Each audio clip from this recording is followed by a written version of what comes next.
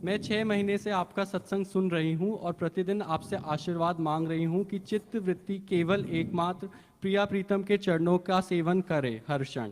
मैं बांके बिहारी की हूँ, बांके बिहारी मेरे हैं, फिर भी वृत्तियाँ विषयों का सेवन करती है। बहुत जलन होती है, लगता है कि मैं बिहारी जी से झूठ बोलती हूँ, धोखा देती हूँ। यदि मैं उनकी हूँ तो विषय चिंतन क्यों? उनकी हो तो ये प्रश्न ही खत्म कर दो कि विषय चिंतन क्यों, तो खत्म हो जाएगा विषय चिंतन। इसके आंतरिक रहस्य को समझिए। हमारा तन, हमारा मन, मन का तात्पर्य अंतःकरण होता है, अंतःकरण का तात्पर्य सूक्ष्म शरीर होता है और तन का तात्पर्य स्थूल शरीर होता है। हमारा तन, हमारा मन अर्थात स्थूल और सूक्ष्म शरीर जब बिहारी जी के चरणों में अर्पित है तो अब हमें ये दृढ़ विश्वास कर लेना चाहिए कि कोई भी वृत्ति हमें फंसा नहीं सकती।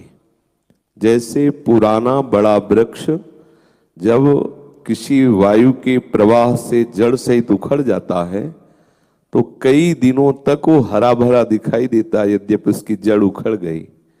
ऐसे ही बहुत जन्मों से हमारी वृत्तियां संसार के भोगों का चिंतन करती रही हैं। अब हम बिहारी जी के शरणागत हुए तो उनकी कृपा प्रवाह से ये जन्म मरण का हेतु जो अविद्या अज्ञान है, अहम है, इसकी जड़ उखड़ गई। पर ये हरा भरा कुछ दिन तक दिखाई देगा। हमारी वृत्तियां विषय चिंतन की तरफ जाती हुई नजर आएंगी, पर उनमें अब इतनी सामर्थ्य नहीं रहेगी कि वो हमें फंसा सके, क्योंकि प्रभु की हम शरण में हो गए। बस बार बार चिंतन प्रभु का करना है आएंगी, पर उनमें अब इतनी सामर्थ्य नहीं रहेगी कि वो हमें फंसा सके, क्योंकि प्रभु की हम शरण में हो गए। बस बार बार चिंतन प्रभु का करना है, ना कि ये चिंतन करना है कि इंद्रियां, हमारी वृत्तियां विषयों में क्यों जा रही हैं। हमें बिहारी जी का इतना चिंतन प्रारंभ कर देना है कि इनको अवसर ही न मिले। ऐसा क्यों? इधर जो चिंतन करोगे तो चिंतन हटाना बिहारी जी से, उनको अवसर मिला, उनकी तरफ से बिल्कुल निरपेक्ष हो जाओ, चिंतन पर ध्यान दो। क्योंकि स्वयं बिहारी जी ही गीता जी में कह रहे हैं कि तुम केवल चिंतन पर ध्यान दो, योग और क्षेम का वहन मैं करूंगा। अनन्यस चिंतयन्तो माम ये जनाः परिपाश्यते तेषाम नित्याभियुक्तानाम योगक्षेमं वहाम्यहम्।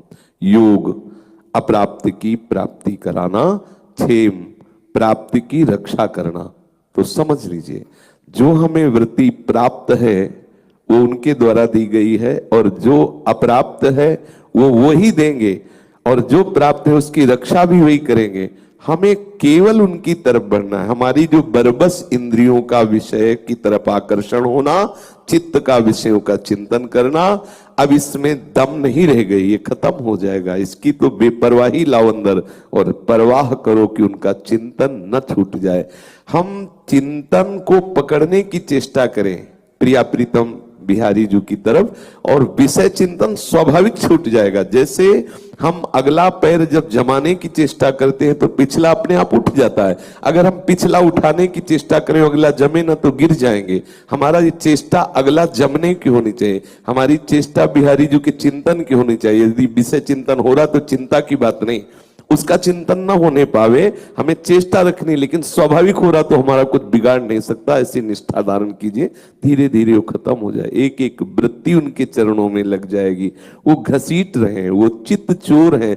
जब चित्त ही चुरा लेंगे तो वृत्तियां कहां रह जाएंगी? जहां चित्त वहीं वृत्तियां। चित्ताशक्ति प्रकट करना ये बिहारी जी की तरफ से होता है।